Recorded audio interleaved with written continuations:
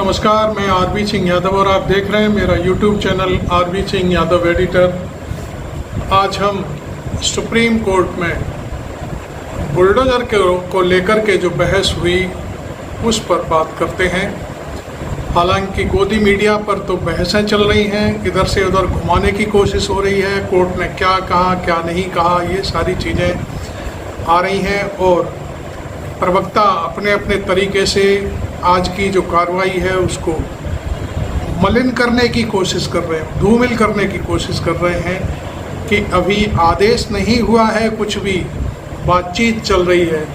अब उस बातचीत को भी यदि वो ऐसे ही ले रहे हैं तो फिर एक अलग बात है।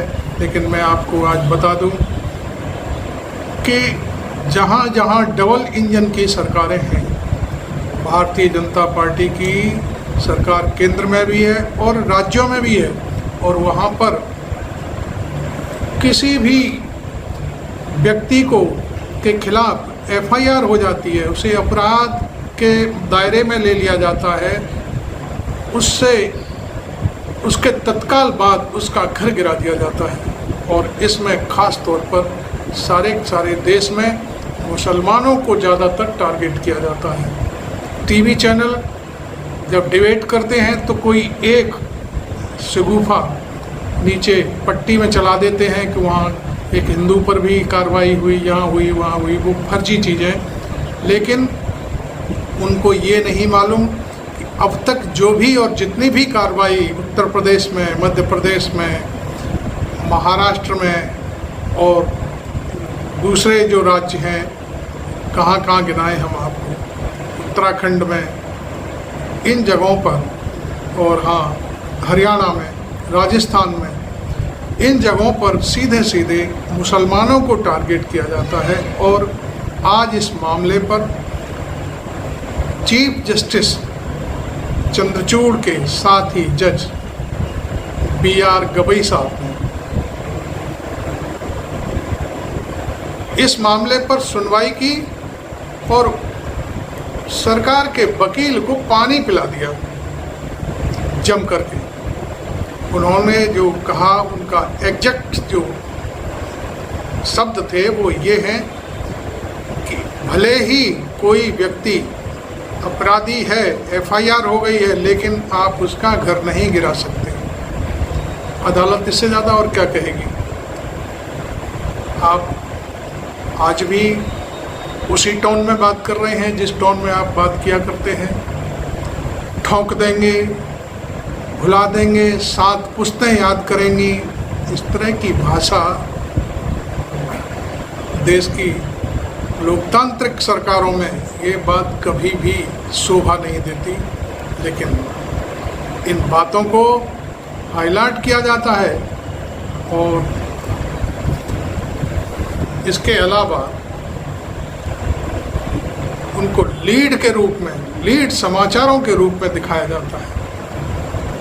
कोई क्या कह सकता है, कोई क्या कर सकता है, लेकिन कहने वाले भी हैं और सुनने वाले भी हैं। छोटी अदालतें भले ही कोई ऑर्डर पास ना करें, कोई सुनवाई ना करें इस तरह के मसलों पर, सुप्रीम कोर्ट में इन बातों पर जमकर आज बहस हुई और 17 सितंबर की तारीख लगा दी गई है और सुझाव मांगे गए हैं कि बुलडोजर की जो कार्रवाई है अवैधानिक रूप से की जाती है, उस पर आप लोगों के क्या क्या सुझाव हैं।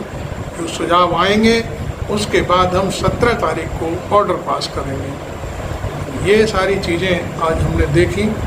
और आपने मेरा चैनल अभी तक सब्सक्राइब नहीं किया है तो ज़रूर कर लें और पूरा वीडियो देखें। हम आपको विस्तार से सारी कहानी बताएंगे। और घरों को गिराने की बुलडोजर किसी का सगा नहीं है, बुलडोजर बहुत बेवफा है।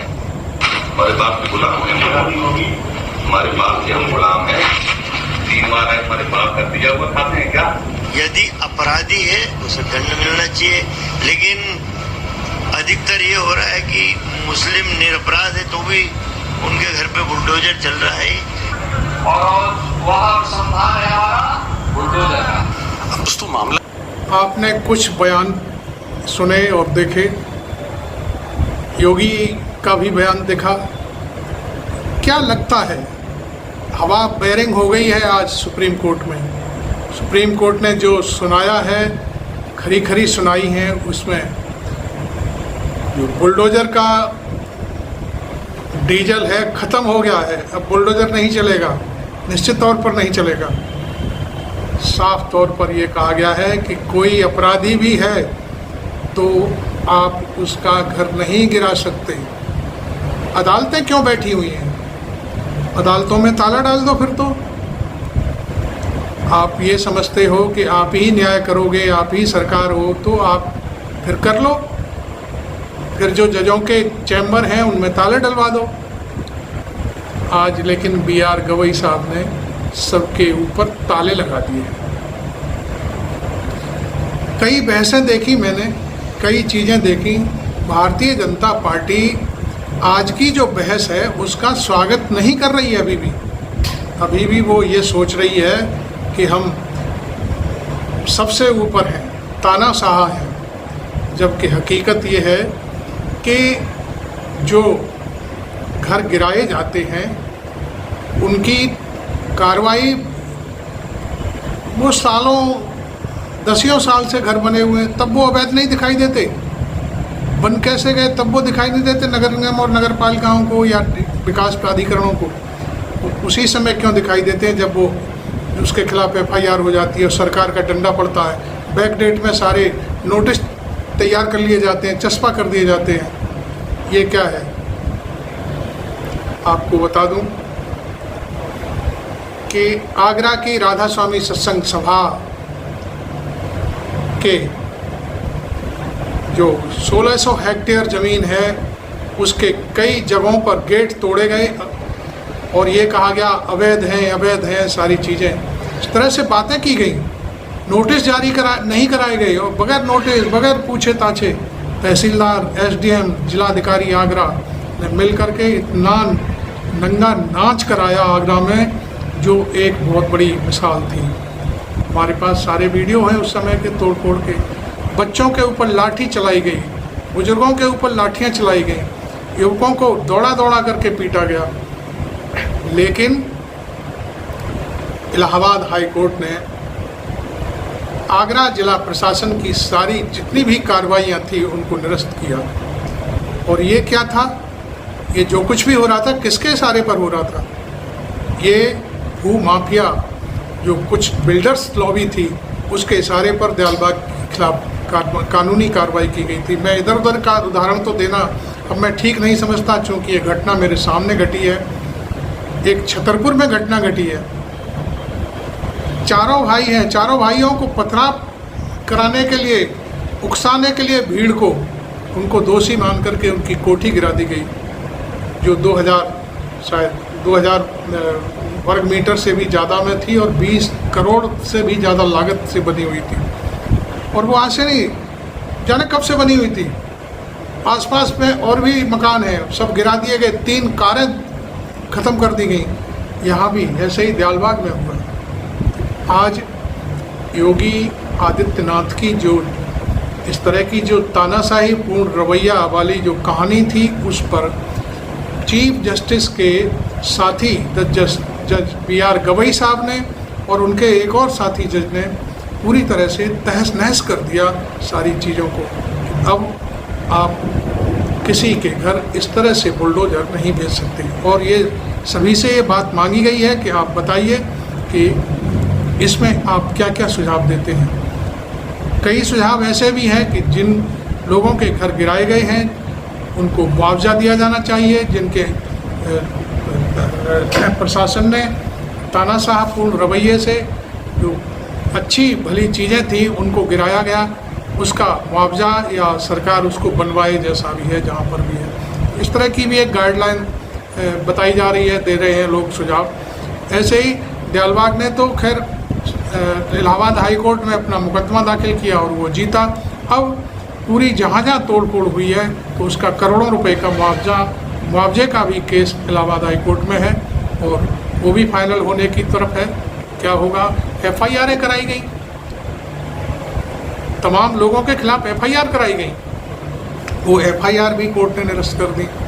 और करीब मैं समझता हूँ 80 से 90 के बीच इस तोड़फोड़ में और लाठीचार्ज में, जो कई बार लाठीचार्ज हुआ, उसमें लोग घायल हुए, छोटे बच्चे से लेकर के बड़े बुजुर्ग तक। तो ये सारी चीज़ें आज कोर्ट ने जैसा भी इस तरह का भी वहाँ पे प्रक्रिया अपनाई, और ये अभी केस मैं समझता हूँ नाक में नकेल डालेगा ज़रूर। निश्चित तौर पर हमें ऐसा लगता है सुप्रीम कोर्ट सारी कार्रवाइयों को ध्यान में रखे हुए, और अभी और भी जहाँ से ये सारी चीज़ें आई हैं उसमें इस याचिका में शामिल की जाएंगी और सब पर बाकायदे कंसिडरेशन होगा। उलेमाए हिंद इस संस्था ने एक पेटिशन, एक अर्जी दाखिल करी सुप्रीम कोर्ट में और कहा कि साहब यूपी हो, एमपी हो, डबल इंजन की जो सरकारें हैं बीजेपी की, यहाँ पर सरकार पक्षपात कर रही है और उन्होंने कहा कि साहब सेलेक्टिव एक्शन हो रहा है।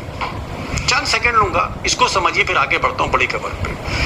पिटीशन में कहा गया कि साहब सेलेक्टिव एक्शन हो रहा है। इसका मतलब यह है कि चुन कर निशाना साधा जा रहा है। और निशाना किस पर साधा जा रहा है? कहा गया कि साहब मुस्लिम आरोपियों पर, जिन मुस्लिम्स के नाम एफआईआर पर अगर आ जाते हैं, चाहे जुर्म जो भी हो, अगर किसी मुसलमान का नाम एफआईआर में आया तो फिर मुमकिन है कि घर पर बुलडोजर भी चल जाए।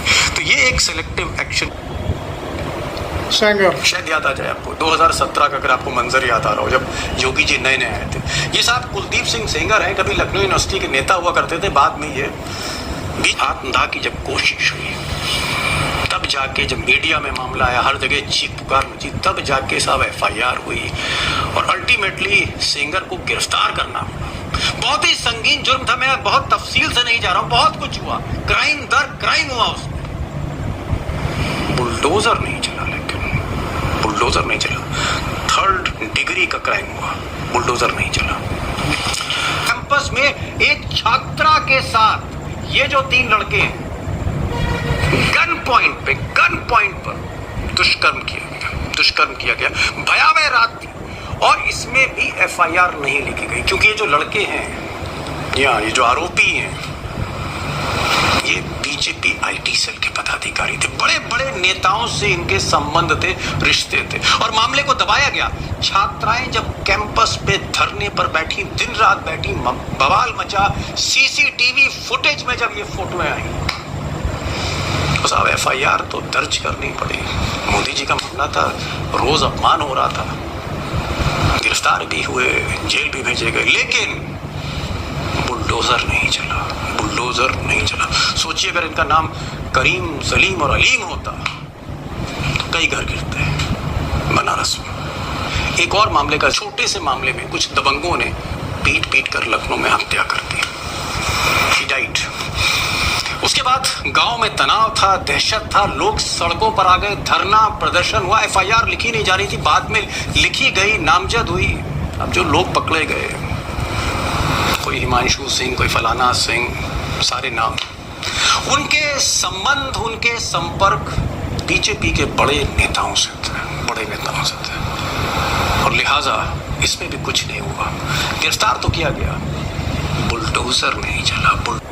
मैंने आपको 2-3 केस दिखाए, एक सेंगर का दिखाया, बलात्कार किया, लड़की की हत्या हुई, उसके फैमिली के आपको सारी चीज़ें मालूम है, बहुत लंबा किस्सा है। दूसरा किस्सा आपको मैंने दिखाया बनारस के 3 लड़कों का, आईटी सेल के पदाधिकारी, जो मोदी जी, योगी जी के साथ तस्वीरें थी इनकी, प्रशासन हाथ जोड़कर खड़ा रहता था इनके सामने आमने, और ये सीधे मिलते थे पीएम से, सीएम से, नड्डा से और कई बड़े नेताओं से। इन पर हाथ नहीं डाला गया। इनकी भी कहानी लंबी है। इनके खिलाफ भी एफआईआर तब हुई जब ये बीएचयू की छात्राओं ने धरने दिए, प्रदर्शन किए, तब जाकर के कोई कार्रवाई और थाने भेजा गया। लेकिन लचर पैरवी के चलते ये परसों जेल से बाहर आ गए थे। 2, एक रह गया, अभी उसकी भी जमानत हो जाएगी हाई कोर्ट से। तो कुल मिलाकर के ये कहानी है। एक कहानी मैंने लखनऊ की दिखाई। आप ये देखिए कि बुलडोजर तीनों जगह नहीं चला। बाकी यदि इनमें से कोई भी मुसलमान नाम होता तो निश्चित तौर पर विधानसभा में भी नाम लिया जाता, लोकसभा में भी लिया जाता और इनके घर बुलडोजर भी चलता। तो खैर आज की कार्रवाई में जस्टिस BR गवई ने जो धोया है भारतीय जनता पार्टी को, खास तौर पर उन इलाकों को जहां पर अपराधियों को छांट कर जहां मुसलमान नाम आया वहीं पर उसके घर को नेस्तनाबूद कर दिया गया। खैर ज़्यादा कुछ कहने को नहीं है, अब हम 17 तारीख का इंतज़ार करते हैं।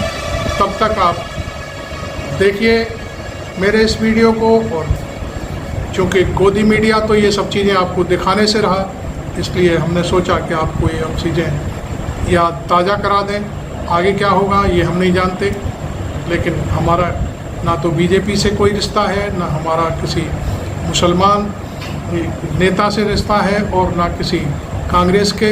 हम जो खबर है उसे दिखाने की कोशिश करते हैं और वो हम दिखा रहे हैं। Thank you very much. मैं RV सिंह यादव।